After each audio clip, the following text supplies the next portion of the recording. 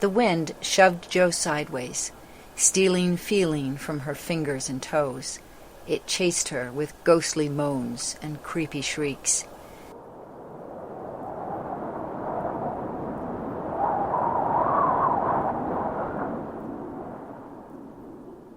The day before Christmas, and still no snow. She should have been glad, but the skinny road seemed colder without it. Jo hitched her baby brother higher on her hip. Leaving was the right thing to do, but the timing was bad. Her mother's eyes were slippery and her forehead shiny, and Christopher was still so new.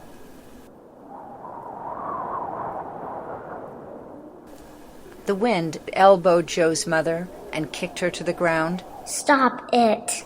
Jo shook her fist at the sky. Ignoring her, the wind stole her scarf and blew out the light. Her plan was to be on a bus halfway to someplace else by now, but they weren't even close to the station. She pulled her mother to her feet. With a howl,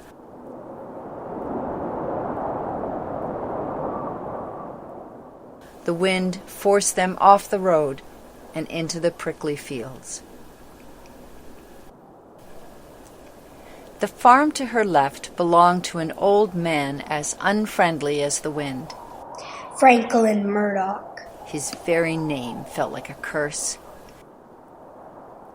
The loss of his wife and only baby on a Christmas Eve long ago had turned him so crusty and mean, even grown-ups were afraid of him. Jo squinted toward Murdoch's barn. "The old grouch won't be out on a night like this," she thought. "Only those who are running from something would brave such a wind." "Lean on me, Mom. There's a barn across the field. We'll start out again in the morning. Maybe you'll feel better. Maybe the wind will die."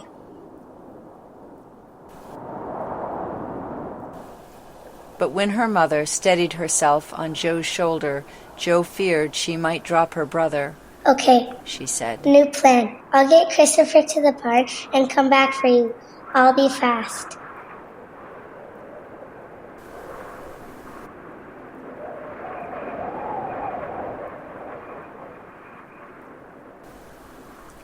The barn was farther away than it looked.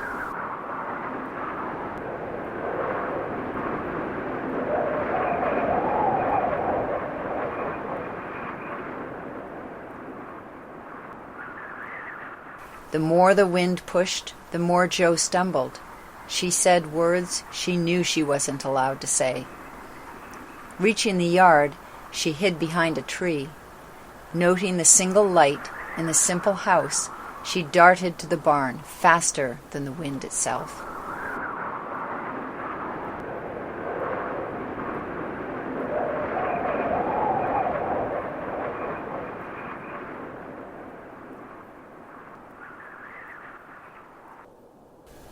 While it wasn't exactly warm inside, at least the wind couldn't find them in here.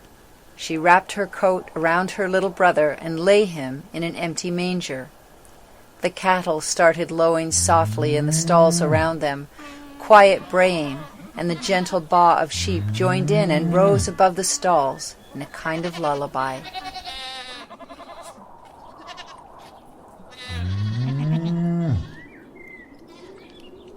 "Quiet yourselves," Jo whispered. The wind fought her all the way back to her mother.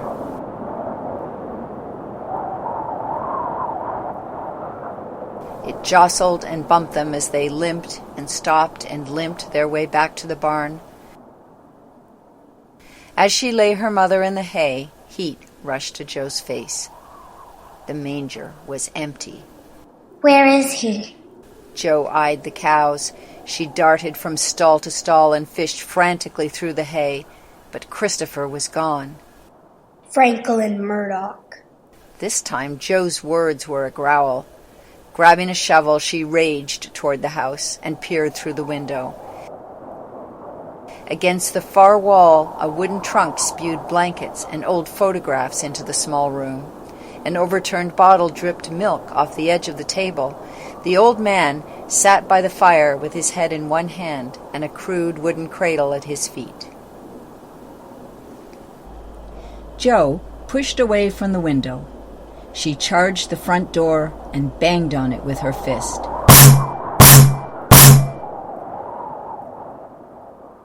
The wind held its breath long enough for her to hear movement inside, but the door didn't open. She hammered louder. This time, Murdoch opened the door a crack. Jo gripped the shovel like a weapon. "What are you doing with my shovel?" said Murdoch. "You stole our baby. Give him back right now or you'll be sorry." Murdoch frowned and reached for the shovel. She jerked it out of his reach. "Now, I didn't steal any baby," said Murdoch. "I saw him with my own 2 eyes. That blasted wind carried his way right to my door," said Murdoch. "I saved him from freezing to death. What was he doing in my barn?" "None of your business." "My barn, my business. Just give him back," said Jo. "Where are your parents?" Murdoch asked. "Where do you live?" The wind shifted noisily as Jo looked the old man square in the face.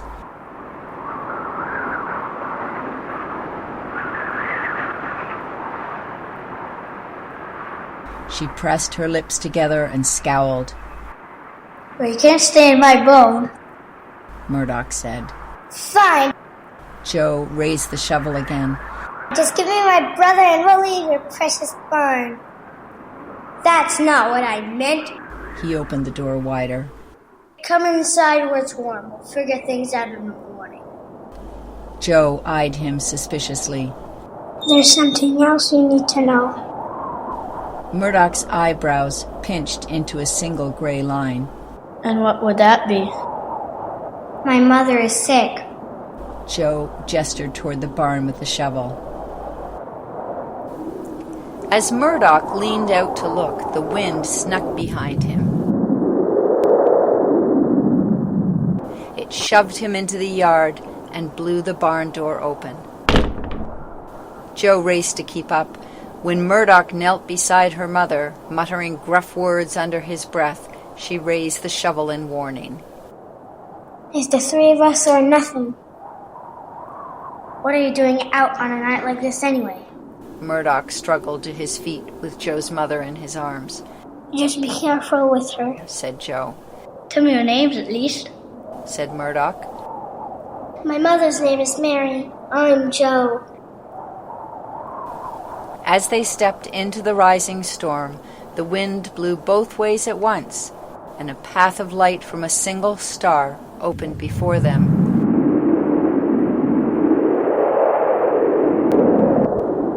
Jo and Murdoch found themselves momentarily suspended between where they came from and where they were going, until an eager blast of air hurried them to the house. Jo tucked the shovel by the door and rushed to check on Christopher. Murdoch lay Mary on the couch by the fire and fetched some blankets. "She's had a bad cough for days," said Jo. "Can you phone a doctor?" "I don't have a phone." Murdoch glanced at the old photos, still scattered on the floor. "But even if I did, no one would help on Christmas Eve." He turned his back on Jo and took a seat by the door. With his head in his hands, he stared at the floor. "What are you doing?" Jo planted herself in front of him. "You can't give up like that. She swept her arm around the room. Things won't get better on their own." Murdoch lifted his head.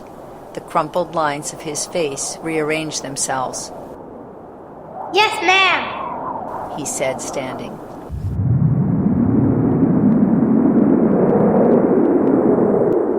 The wind prowled in circles around the house as Murdoch brought a cool cloth and some medicine for Mary. He warmed some soup for Jo and laid out some bread and cheese. Mary tossed in her sleep and whimpered. Christopher cried and then quieted. Together, Jo and Murdoch kept the 2 of them comfortable and the fire blazing. As the sky deepened from violet to indigo, thousands of stars watched over the house. Why don't you rest, Joe? Said Murdoch. I'll stay up and keep watch. Wait. Joe put a finger to her lips. Listen. Murdoch looked from the baby to Mary and then back at Joe. The wind, she said. it stopped. Silence swaddled the small room. As Joe and Murdoch looked out the window, delicate white flakes flew towards them like a host of angels. Joe yawned. You know, she said. You're not really as horrible as they say. Murdoch snorted. I guess I could say the same about you. Who said I was horrible? Said Joe. Murdoch winked. He made a nest of blankets by the fire and tucked Joe in. Through heavy lids, she watched him cross the room to the window. With one hand on the sill and the other on his hip, he stood for a long time looking out. When pale morning light slipped through the window, Joe opened her eyes. A scent, fresh like frost and crisp like fruit, mingled with the comfortable smell of the still crackling fire. Her brother made small sounds as he sucked on his fist. Her mother stirred and sighed. Murdoch slouched in a chair, bent sideways in sleep. So, thought Joe. He didn't keep watch after all. But then she looked around the room. Fresh cedar draped the window sills, and a Christmas tree leaned in the corner. Threads of straw wove like gold ribbon through the greenery, pinched in places by scraps of colored cloth tied into awkward bows. Silver spoons dangled from the branches, and presents, wrapped in newsprint, crowded beneath. Kneeling by the tree, Joe touched each package. One was shaped remarkably like the shovel she'd brandished the night before.